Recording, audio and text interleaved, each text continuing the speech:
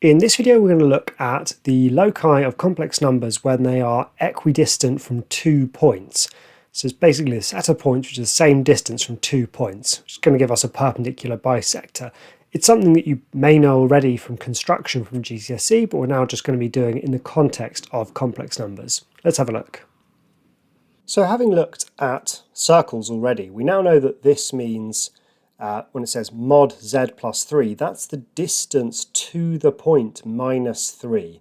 Okay, we always have it set up as mod of z minus some complex number, and in this case it's minus 3.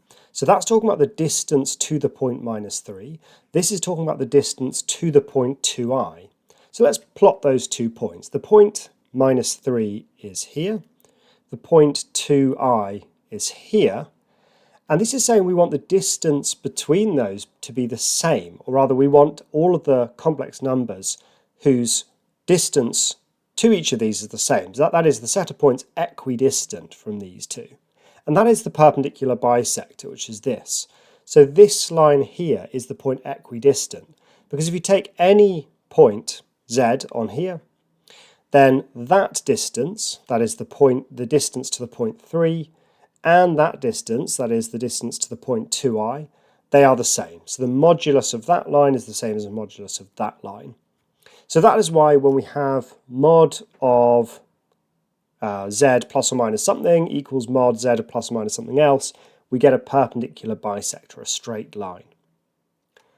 Let's have a look at a more challenging question. So sketch on the same arcand diagram the loci given by mod z plus 4 minus 2i equals 5 and mod z plus 2 minus 8i equals mod z minus 1 minus 7i. So this one up here, what is that? Well, it's a circle because it's the modulus, or the distance to a certain point is a fixed constant. So that is z minus, and what's our point? Our point is minus 4 plus 2i. And that needs to equal 5. So that's a circle with centre minus 4, 2 and radius 5. So let's get that. So that is a centre of minus 4, 2 and a radius of 5, and so it's this circle. How about this? Well, this is going to be a perpendicular bisector. This is, I'll write it over here, we've got mod of z minus, and then it's minus 2 plus 8i. And then our other point, we've got z minus, and it's 1 plus 7i. So this point here, minus 2 plus 8i, is here. And this other one, 1 plus 7i, is here. And so we want the perpendicular bisector of those 2 points, which is here.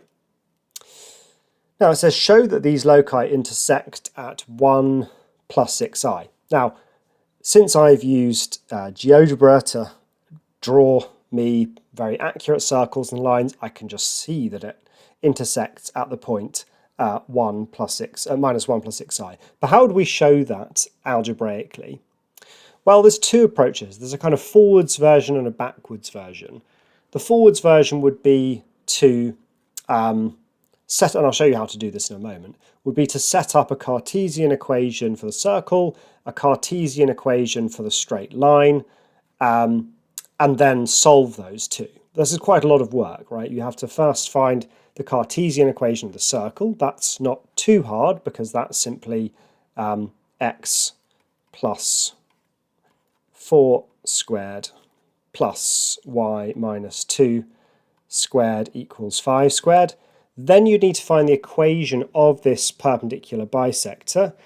It's not that hard, but it's somewhat fiddly.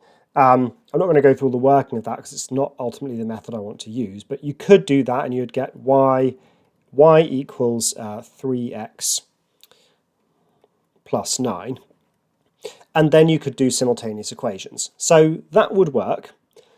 However, since we've been given the answer, it's actually okay for us to just check that each of these are satisfied. So this is what I mean by working backwards. If the question had just said, find the complex numbers that satisfy both of these, you'd have to solve this simultaneously. And what you'd hope to find is that x equals y, minus 1, y equals 6 would work. But since we were not asked to do that, we can just check. So let's just check that this complex number satisfies the circle equation. So if I sub that into the circle equation, I get z minus 1 plus 6i plus 4 minus 2i. So simplified, that is 3 plus 4i. And what's the modulus of that complex number? Well, it's the square root of 3 squared plus 4 squared, and that is 5. Okay, so it's on the circle. So we can say, therefore, on the circle. Now we need to check it's on the line, so we need to check it satisfies the perpendicular bisector equation. So what is the modulus of the left-hand side? Well, z minus 1 plus 6i plus 2 minus 8i. Let's work this out. So I've got minus 1 plus 2, so that's 1. And then I've got 6i minus 8i, so that's minus 2i. And so the modulus of that is the square root of 1 squared plus 2 squared, which is root 5. Okay, and now we just need to check the right-hand side as well. So the modulus of z, which is minus 1 plus 6i, minus 1 minus 7i.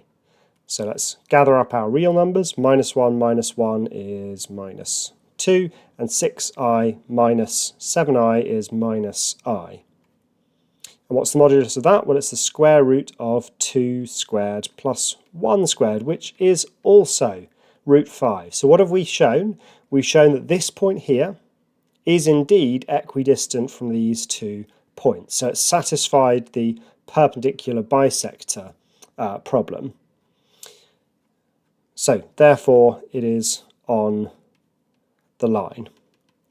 And just by showing that this point here satisfies the circle equation and satisfies the line equation, it's enough to show that that's one of the intersection points.